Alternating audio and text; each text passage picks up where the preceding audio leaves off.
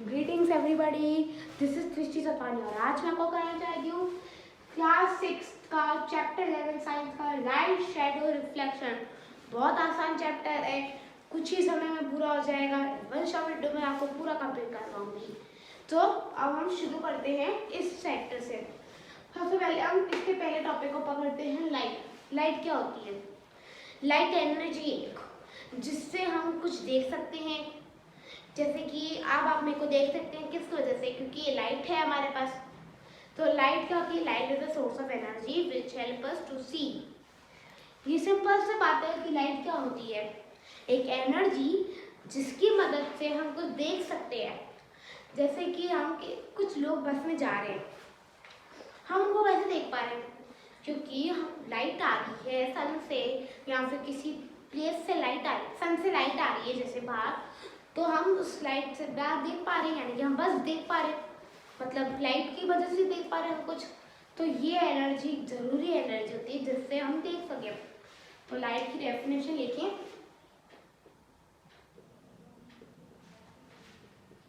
It is a source of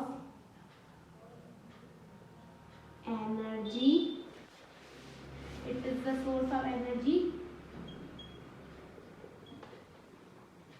which help us to see. It is a source of energy which help us to see. Definition note कर लीजिए।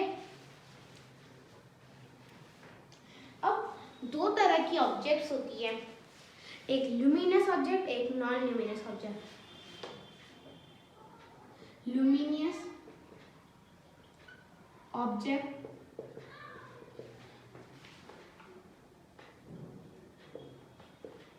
Non luminous objects. Luminous object वो होती है जो अपनी light खुद emit करती है, यानी कि उनकी खुद की लाइट होती है, किसी का सोर्स नहीं होता। जैसे सन है, उसकी खुद की इतनी लाइट है कि वो पूरी धरती पे लाइट कर देता है। उसकी इतनी लाइट है तो वो खुद एमिट करता है अपनी ओन लाइट। वो ल्यूमिनस ऑब्जेक्ट है, यानी कि जो ऑब्जेक्ट अपनी लाइट खुद एमिट करे उसको कहते हैं luminous object. Objects like the sun that give out or emit light of their own are called luminous object। जो लाइट खुद की देते हैं वो कहलाते हैं luminous object। For example sun. Sun जो है वो खुद की लाइट देता है, वो किसी की लाइट नहीं लेता, किसी की लाइट की वजह से नहीं चमकता। जैसे मून है, वो सन की लाइट की वजह से चमकता दिखता है उनको। सन की लाइट अगर उस पर नहीं पड़ रही होगी तो उसकी खुद की कोई लाइट नहीं है। नॉन ल्यूमिनस में क्या आ जाएगा? मून आ जाएगा। सन खुद की लाइट से हमको देता है, पर मून की जो लाइट होती है वो सन की लाइट से बनी होती है। ये मून है, यहाँ पर जो सन है उसकी जो रेज आ रही है यहाँ पर, वो मून की जो सरफेस है उसको रिफ्लेक्ट कर रही है, और फिर हमको तभी तो मून चमकता दिखता है। उसकी खुद की लाइट कभी कुछ नहीं होती है, सन उसको लाइट देता है इसलिए मून चमकता है। तो मून क्या है? नॉन ल्यूमिनस ऑब्जेक्ट है। और ल्यूमिनस ऑब्जेक्ट कौन सा है? सन है। ल्यूमिनस ऑब्जेक्ट सन या फायर फ्लाई भी ले सकते हैं। फायर फ्लाई जो जुगनू जो रात में चमकते हैं, खुद की लाइट निकालते हैं, किसी की लाइट से नहीं चलते हैं, उनकी खुद की लाइट होती है।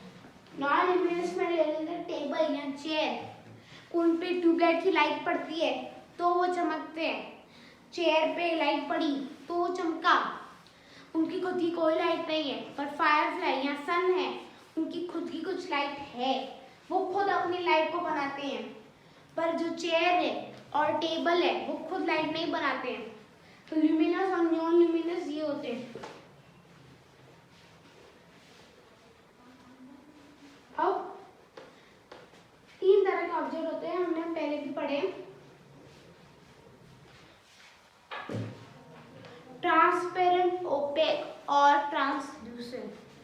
क्या? ट्रांसपेरेंट,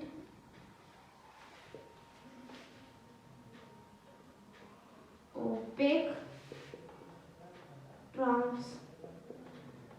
ट्रांसलूसेंट, तीन तरह के ये ऑब्जेक्ट्स। ट्रांसपेरेंट जिसमें से हम क्लियरली देख सके, ओपेक जिसमें हम बिल्कुल नहीं देख सकते, ट्रांसलूसेंट पर देख सकते हैं पर क्लियर नहीं देख सकते। ये हमने प्रीवियस चैप्टर्स में भी पढ़ा है।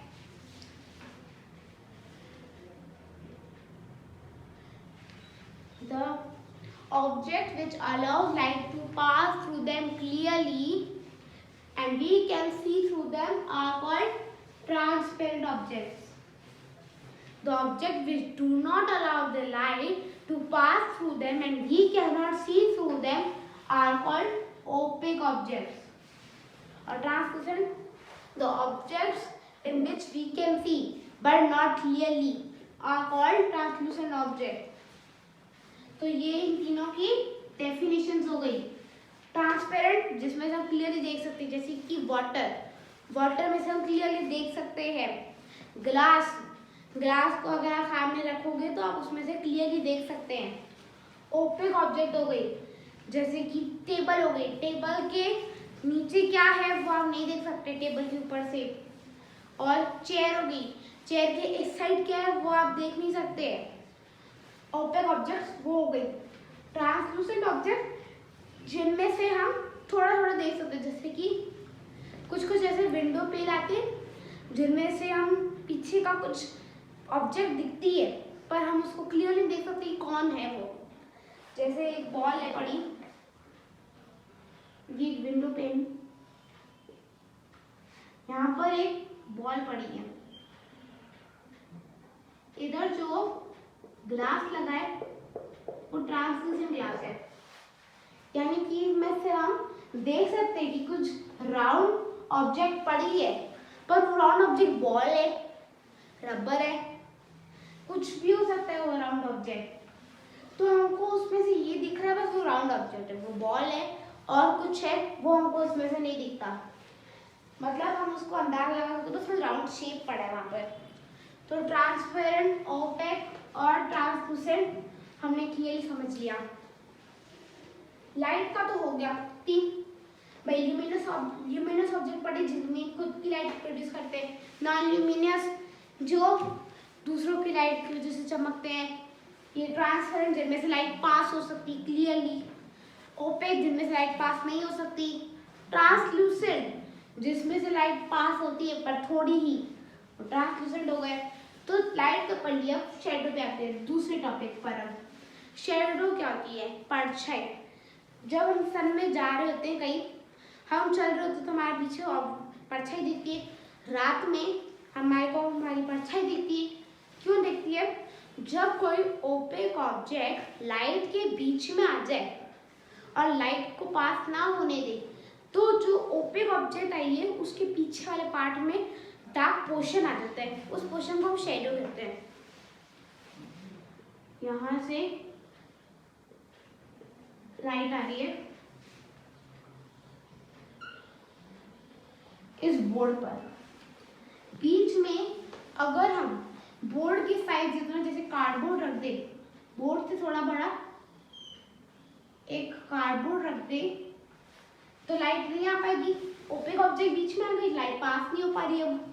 तो जहाँ पे ये लाइट पास नहीं हो पा रही तो इसके पीछे डार्क पोर्शन आ जाता है। यहाँ पर डार्क पोर्शन आ जाता है।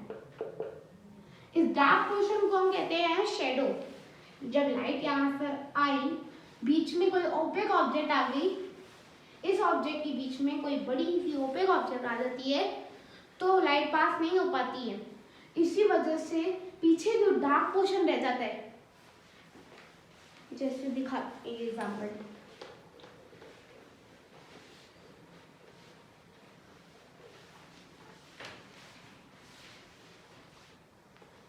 ये स्क्रीन है, प्रोजेक्टर से इस पर लाइट आ रही है।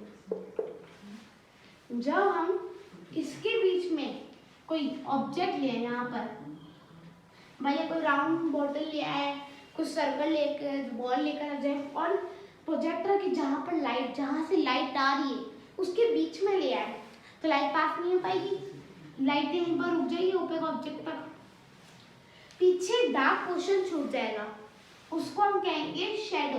किसकी शेडो है? इस बॉल की शेडो आगे बीच में, शेडो इसके पीछे बनेगी हमेशा। कभी भी किसी की भी शेडो हमेशा उस ऑब्जेक्ट के पीछे ही बनेगी। जैसे इसकी शेडो इधर बन रही है स्क्रीन पर, इसकी शेडो यहाँ प्रोजेक्टर पर नहीं पड़ रही है, इसकी शेडो नीचे स्क्रीन पर आ रही है। ये जब ब्लॉक कर रही है लाइट ओपेक ऑब्जेक्ट को ही, तो यहाँ पर स्क्रीन पे लाइट नहीं आ रही, तो यहाँ पर परछाई बन रही बॉल की।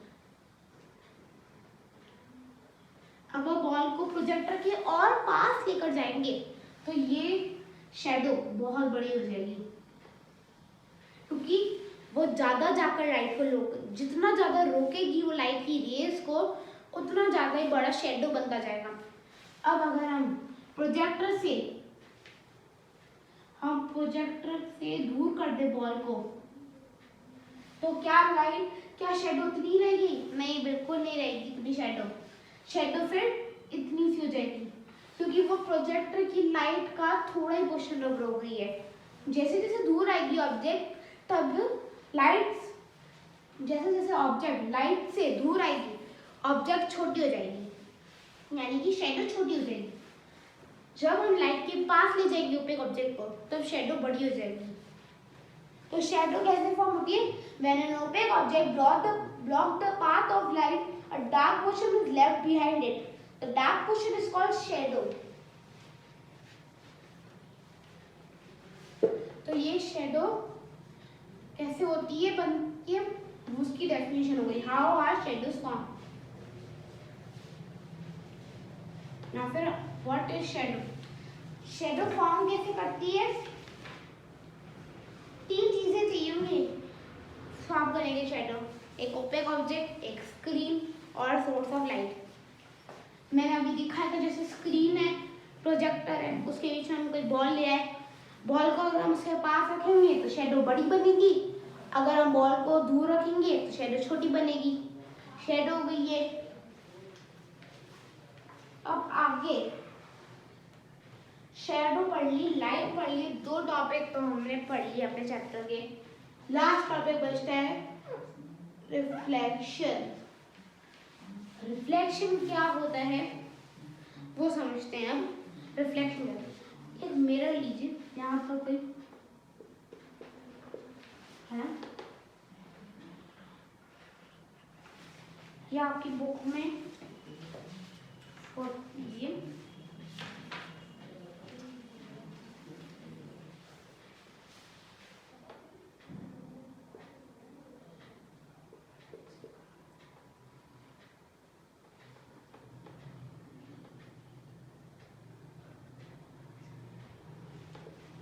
इस बच्चे ने मिरर पे टॉर्च से लाइट फेंकी, इस पर लाइट गिरी, लाइट इस पर गिर के बाउंस होकर सामने इस बच्चे पर चली गई।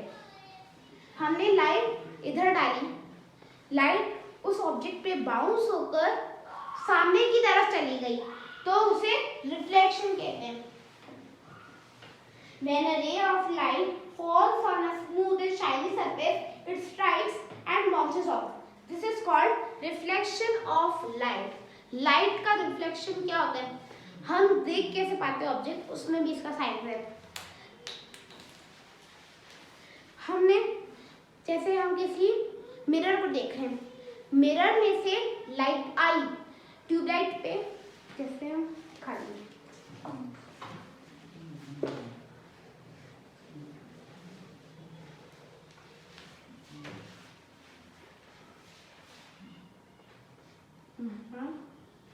ट्यूबलाइट, यहाँ पर ट्यूबलाइट है,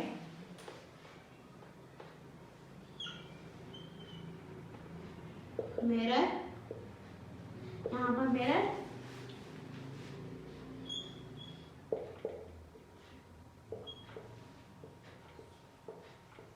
और यहाँ पर कोई बच्चा। Tubelight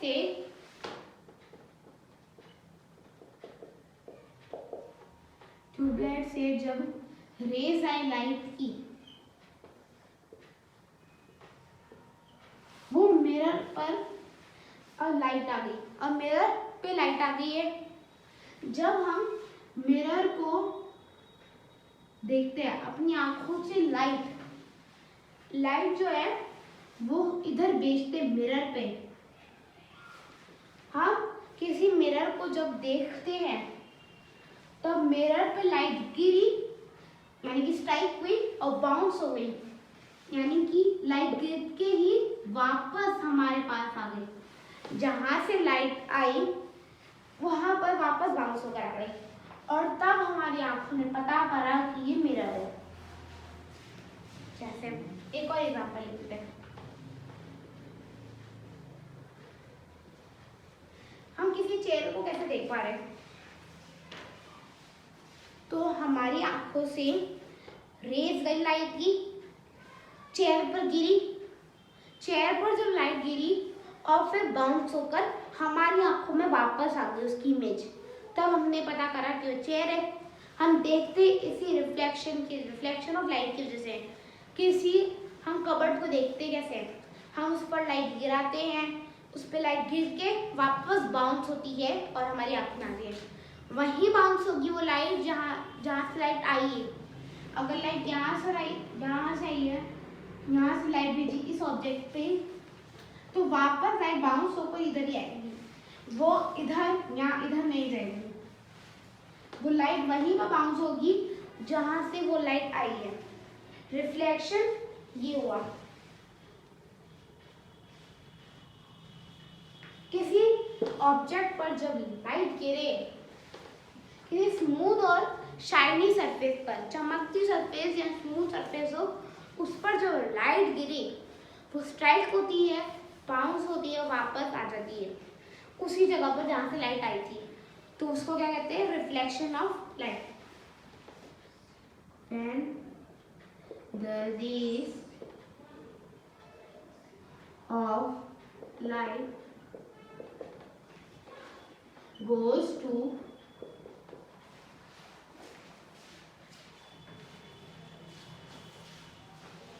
when a ray of light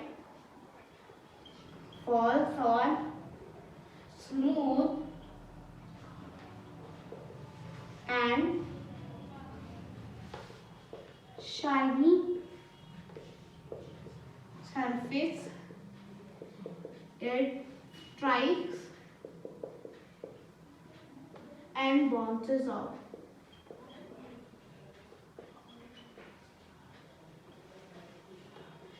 This is called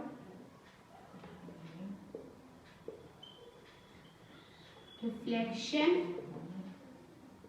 of light। जब लाइट की रेज किसी स्मूथ और शाइनी सरफेस पे गिरे और वापस बाउंस होकर वहीं पर आ जाए, उसे कहते हैं रिफ्लेक्शन ऑफ लाइट। तब रिफ्लेक्शन होता है और हम किसी ऑब्जेक्ट को देख सकते हैं। आपको इस बुक में पेज नंबर 110 पे एक पिन होल कैमरा बनाना सीखा है, एक एक्टिविटी के। और तो बिल्कुल सिंपल सा कैमरा जो घर पे ही बन सकता है। शॉर्ट में समझते हैं इस कैमरा को। एक बड़ा बॉक्स लीजिए शूज का, एक छोटा बॉक्स लीजिए शूज का। बड़े बॉक्स में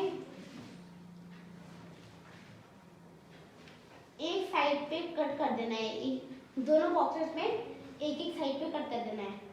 और उनके ऑपोजिट फेस पर, जो लार्ज बॉक्स का ऑपोजिट फेस है, वहाँ पे एक छोटा सा होल बनाना है मिडल में। और जो छोटा बॉक्स है उसमें एक स्क्वायर काट देना है 5 से 6 सेंटीमीटर का। उसके बाद उस जो स्क्वायर बॉक्स काटा है उसको ट्रेसिंग पेपर यानी कि ट्रांसलूसेंट स्क्रीन, जैसा हमने विंडो पे में कुछ ट्रांसलूसेंट पे आती है विंडो पे, वैसा ही एक पेपर भी आता है, उसको कहते हैं ट्रेसिंग पेपर। ट्रांसलूसेंट स्क्रीन हो गई। जो स्मॉलर बॉक्स है उसको लार्जर में डालकर, यानी कि बड़े बॉक्स में डाल दो होल के साथ, ऐसे कि जो ट्रेसिंग पेपर का साइड है वो अंदर जाए, यानी कि जो स्क्वायर वाला पार्ट था वो अंदर जाए छोटे बॉक्स में जो बनाया था हमने। पिनहोल कैमरा सही हो यूज में आ गया। हमें बड़े बॉक्स का एक साइड हमने काट कर मिडल में एक छोटा सा होल बनाया और छोटे बॉक्स में एक स्क्वायर बनाया और उस पर क्या लगाया, ट्रेसिंग पेपर लगा दिया। छोटे बॉक्स को जब हमने इसके अंदर डाला तो इस सिचुएशन में डालना है कि जो ट्रेसिंग पेपर है वो अंदर की साइड में चला जाए। अब हमारा पिनहोल कैमरा तैयार है। अब हम बाहर जो बॉक्स है उसमें से छोटे से होल में देखेंगे अगर तो इसमें से लाइट पास होगी। इधर लिखा है स्मॉलर